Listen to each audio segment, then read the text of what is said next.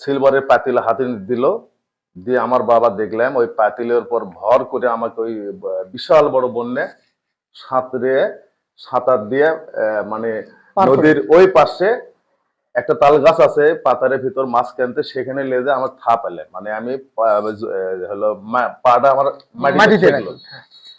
এটা স্মরণ আছে। কত বছর বয়স ঘটনাটা? হবে তো সকল হয়তো 10 থেকে 12 বছর এরকম সময় হবে।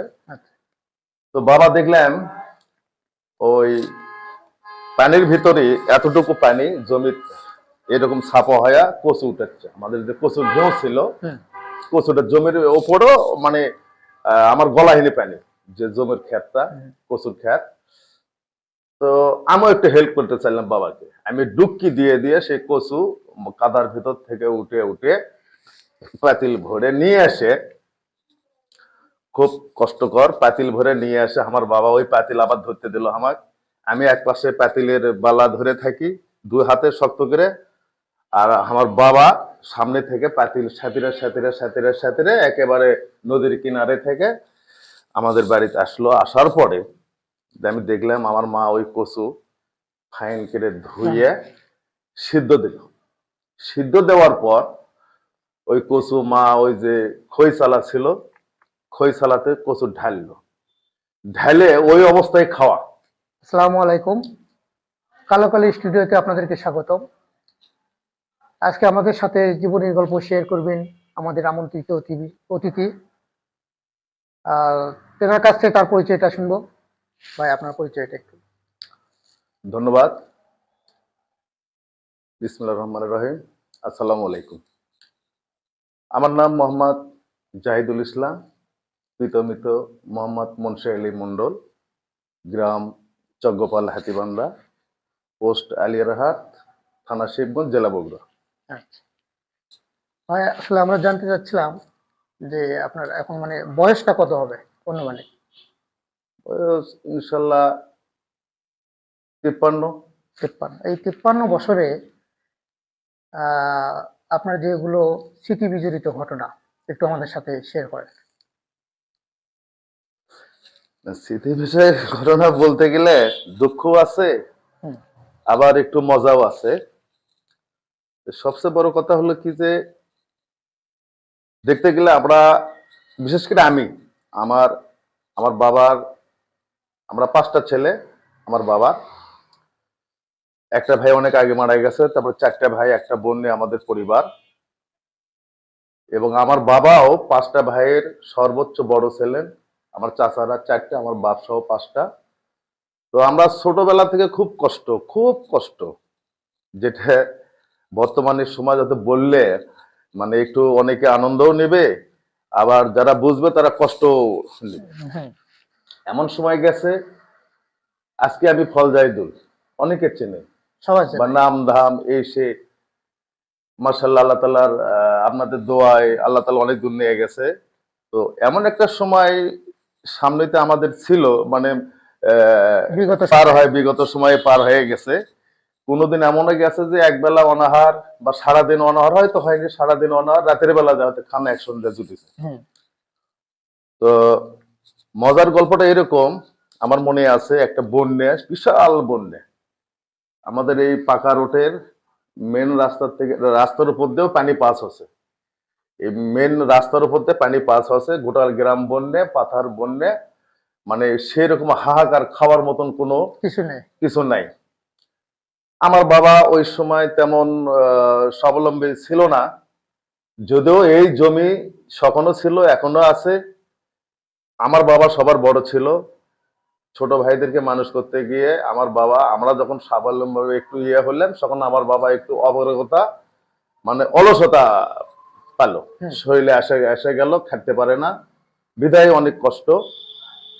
তো আমার একটা স্মরণ আছে কি যে ওই বন্যের ভিতর সারাটা দিন যায়, আমরা ভাত কি জিনিস পাই না, দেখি না, ছটবট করে মানে বেড়াই, আর মাকে বলি মা ভাত দাও, মূলত কোথাও কোনো খানা নেই। অথচ আমার চাচাদের ঘরে ডাবর ভরা চাল, দাম ভরা চাল ছিল, কিন্তু সেই মুহূর্তে আমাদের নসিবে জোটেনি, অনেকে আবার দিছেও বা দেয়নি। তো যাক, মাশাআল্লাহ আমার স্মরণ আছে, আমার বাবা আমার হাতে একটা পাতিল ধরে দিল, সিলভারের পাতিল ধরে দিল, দিয়ে আমাকে বড় সিলভারের পাতিল হাতে দিল। দিয়ে আমার বাবা দেখলাম ওই পাতিলের উপর ভর করে আমাকে ওই বিশাল বড় বন্যে সাঁতার দিয়ে মানে পার করে। নদীর ওই পাশে একটা তাল গাছ আছে পাতারের ভিতর মাঝখানতে, সেখানে লেজে আমার থা পেলে, মানে আমি হলো পাটা আমার মাটিতে মাটিতে ঠেকলো। রাখি। হ্যাঁ। এটা স্মরণ আছে। এটা আপনার কত বছর বয়স ছিল ঘটনাটা? হবে তো সকল হয়তো 10 থেকে 12 12 বছর বছর। এরকম সময় হবে। আচ্ছা। তো বাবা দেখলাম ওই পানির ভিতরে এতটুকু পানি জমি এরকম ছাপা হয়া কচু উঠেছে। আমাদের যে কচুর ঢেউ ছিল, হুম। কচুটা জমির ওপরও মানে আমার গলাহীনে পানি, যে জমির ক্ষেতটা কচুর ক্ষেত।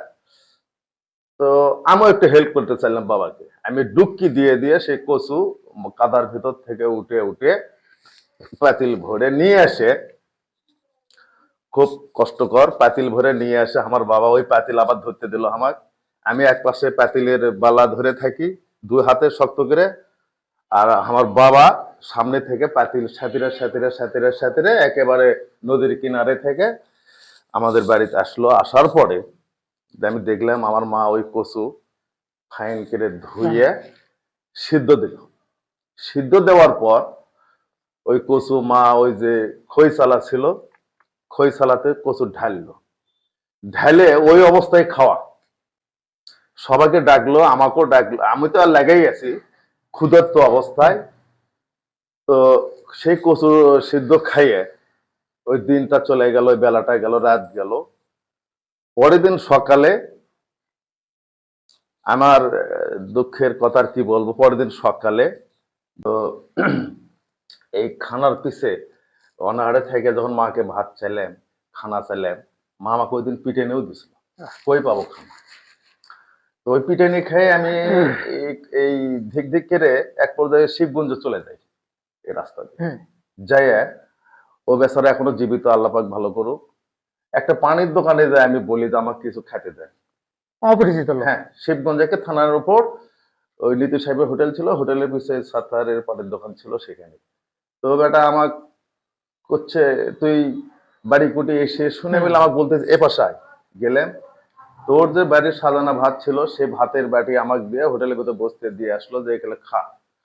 এটা খাইলাম, খাইয়ে একটু স্বাবলম্বী হইয়া ও আবার গেল, যে ওখানে সব উঠে নিয়ে আসে আমার দোকানে দেখে হচ্ছে যে বাড়ি শুনে মিলে আমাকে ওই হলো একটা হাফ প্যান্ট কিনে দিল, আমি গামছা পরেছিলাম, হাফ প্যান্ট কিনে দিল, গেঞ্জি পরে দিল, দিয়ে ওই পান সুপারি কাটার দায়িত্ব দিল, একটা কাজ দিল।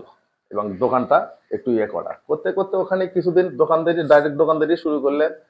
করার পরিপ্রেক্ষিতে আবার এরই ফাঁকে কিছু কিছু আড্ডা, যখন একটু মানে উঠতি বয়সে গেলাম, সবার সাথে পরিচিত হলো, আড্ডাও মারছি, কিছু অকাম বকামও করছি শিবগঞ্জ।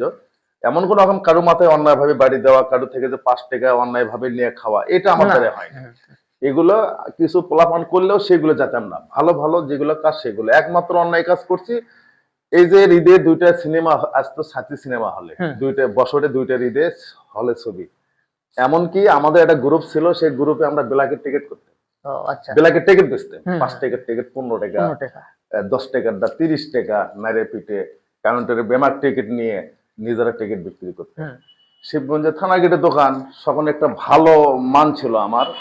এবং মুকুল ভাই, মরহুম মুকুল ভাই, আল্লাহ তাআলা ওনাকে ভালো করুক, উনি আমার ডাটা সব জেনে শুনে আমার ভগ্নিপতির সুপারিশে আমার বোনকেও বিয়ে দিয়েছিলাম শিবগঞ্জ অপরপাড়ে, নিয়ে থানার গেটে আমার দোকান কেটে দেয় একটা, যে তোমার কি অভিজ্ঞতা আছে, পানির দোকান দেবো, এখানে বসো।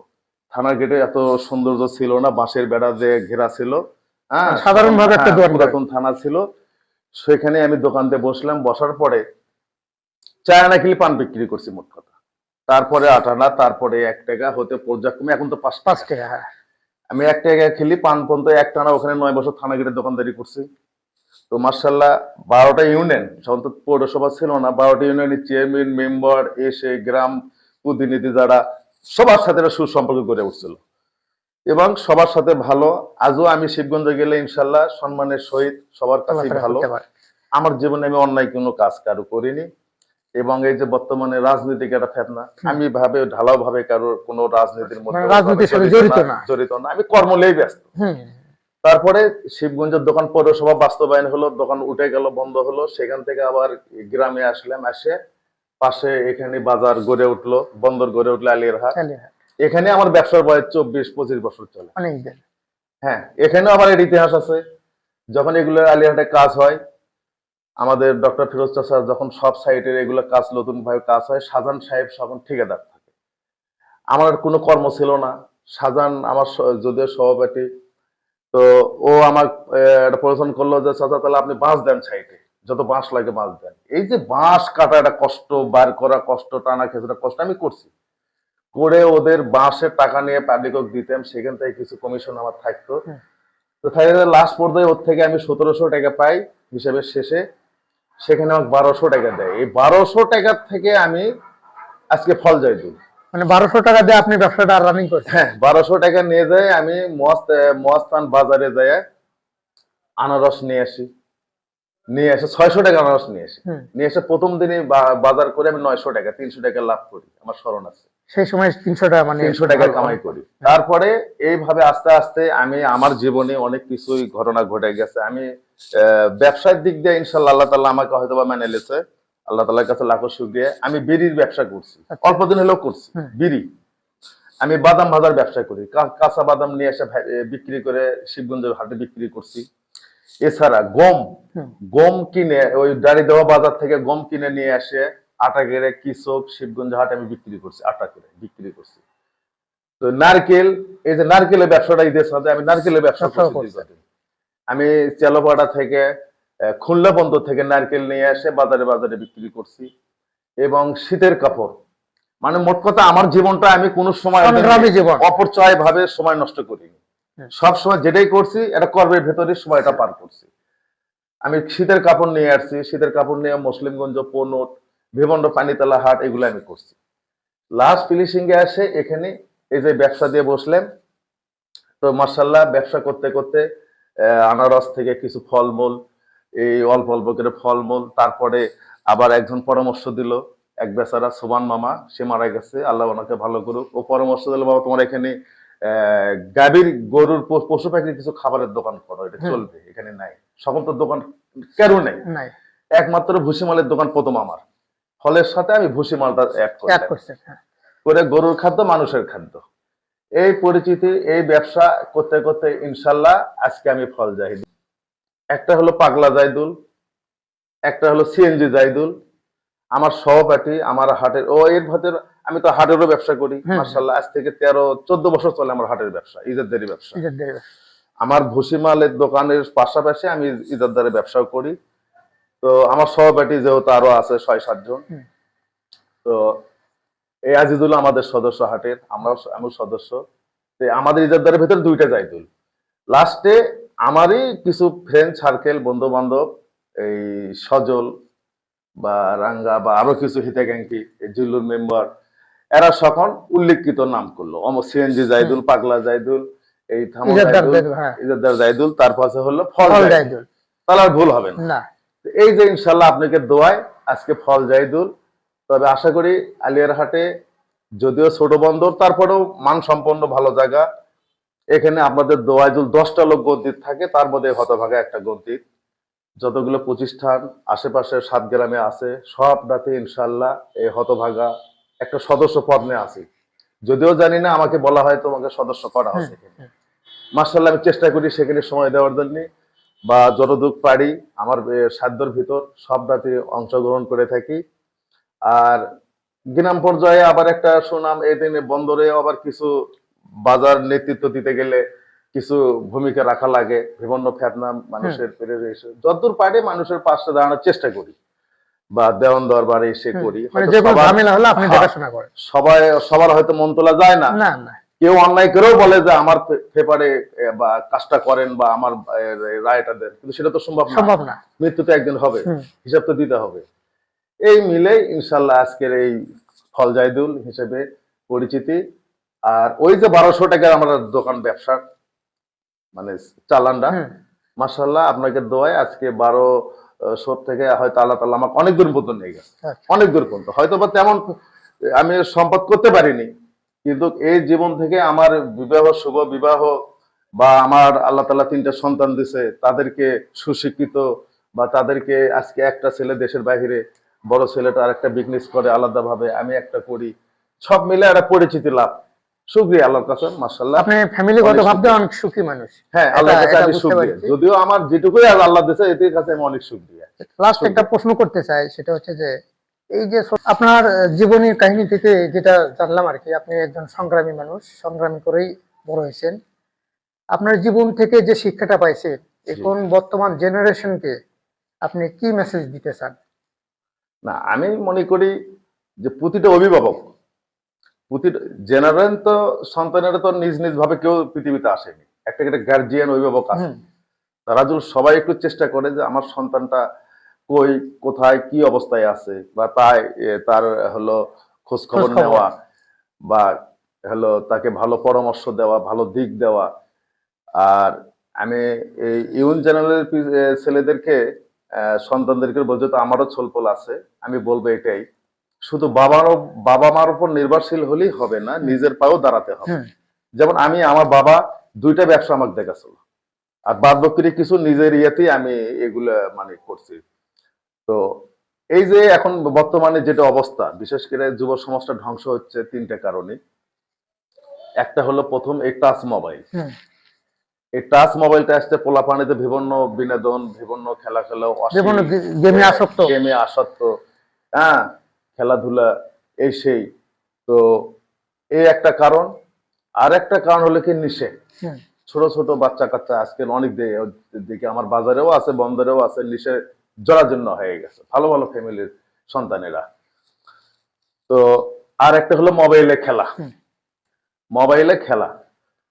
তা আমি মনে করি এরা এইগুলো, এই মোবাইল চলবে, কিন্তু দিকটা ভালো, ওখানে তো 2টা দিক আছে, নেগেটিভ পজিটিভ, 2টা জিনিস দুইটাই আছে। তা আমি মনে করি ভালো দিক যদি যায়, অবশ্যই জীবন সংগ্রামের কিছু শিক্ষা লাভ, ভালো ভালো মন্দ কিছু করতে পারবে। করতে পারবে। নিজের পায়ে দাঁড়ানো, বা মনে করতে হবে বাপ থাকে আমার নাই, আমার ভবিষ্যতে বাপ থাকবে না, আমার কর্ম এখনই গুছে নিতে হবে, এখনই আমাকে ভালো কিছু রেজাল্ট করতে হবে। এবং এবং বিভিন্ন বিনোদন আছে, খেলাধুলা, যেমন ক্রিকেট একটা খেলা। হুম, আজকে একটা প্লেয়ার যদি ক্রিকেটে অংশগ্রহণ করে, জাতীয় দলে যোগদান করে, তারা আজকে কোটি কোটি টাকার মালিক হয়ে যাচ্ছে। অথবা ফুটবল খেলা, এই ধরনের সামাজিক কিছু বিভিন্ন ভালো কিছু খেলাধুলা আছে, এগুলো যদি তারা বেছে নেয়, আমি মনে করি একজন মন্ত্রী এমপি হলো যে সম্মান, একজন কৃষকের ঘরের একটা সন্তান যদি ভালো একটা ডেভেলপ, ভালো খেলোয়াড় হয়, সে সম্মানটা পাবে। সমান সম্মান। তাই আমি মনে করি, আমি সবার উদ্দেশ্যে, ইউন জেনারের উদ্দেশ্যে বলতে চাই যে পিতামাতার উপর নির্ভরশীল না হয়ে নিজের কর্মের পর ভবিষ্যৎ, অতীত, বর্তমান, ভবিষ্যৎ 3টা দিক দেখে তাদেরকে একটা সঠিক সিদ্ধান্ত এখনই নিতে হবে। এবং গার্জিয়ানদেরকে অবশ্যই খোঁজ নিতে হবে যে আমার সন্তান কি করে। আমার সন্তান কি করে, এটা 100% নিতেই হবে। ওই সময় তাও ক্লাস 5-এ পর্যন্ত যত সম্ভব আমি পড়ছি, আমার স্মরণ আছে, একবেলা মাদ্রাসাত গেছি, একবেলা জমির ঘাস উঠেছি, কষ্ট করছি, অনেক কষ্ট কিন্তু করছেন। এই পর্যন্ত তাও আমি লেখাপড়া করছি। আপনি চেষ্টায় আপনি অত দূর হ্যাঁ। যেতে পারছেন। এবং ইনশাল্লাহ চেষ্টা টুটি আমি কোনো দিকে করিনি। আর এই জন্যই আজকে আপনি ফল যায়। হ্যাঁ, এই সবকিছু এই সময়কে আপনি যথাযথভাবে কাজে হলো লাগাচ্ছেন। ফল জাহিদুল। হ্যাঁ, যাই হোক। আপনারা যে আমাকে স্মরণ করছেন, এই ক্ষুদ্র একটা মানুষকে আপনাদের এই স্টুডিওতে, আমি এর জন্য আমার পক্ষ থেকে আপনাদের কাছে কৃতজ্ঞতা প্রকাশ করতেছি, এবং আপনাদেরকে অনেক অনেক ধন্যবাদ জানাই, এবং দোয়া করি আপনাদের প্রচেষ্টা আগামী দিনে আরো সুন্দর হোক। আপনারা দোয়া করবেন আমার জন্য। যদিও আমি সুশিক্ষিত মানুষ না, হয়তো অনেক কথায় এদিক সেদিক হতে পারে, এটা আপনারা নিজ গুণে ক্ষমা করে দেবেন। আপনাদের ভবিষ্যতে আরো কিছু ভালো কিছু আপনারা করেন, এই বলে আজকে আমার সংক্ষেপে বক্তব্য শেষ করতেছি। আসসালামু আলাইকুম। আলহামদুলিল্লাহ, আপনি এত ব্যস্ততা থাকার পরে আমাদের সময় দিলেন, আমাদের স্টুডিওতে আসার জন্য আপনাকে অনেক ধন্যবাদ। ভবিষ্যতে হয়তো বা আপনাকে আবার ডাকতে পারে। হ্যাঁ, ইনশাআল্লাহ চেষ্টা করবো। ভালো থাকেন। হ্যাঁ।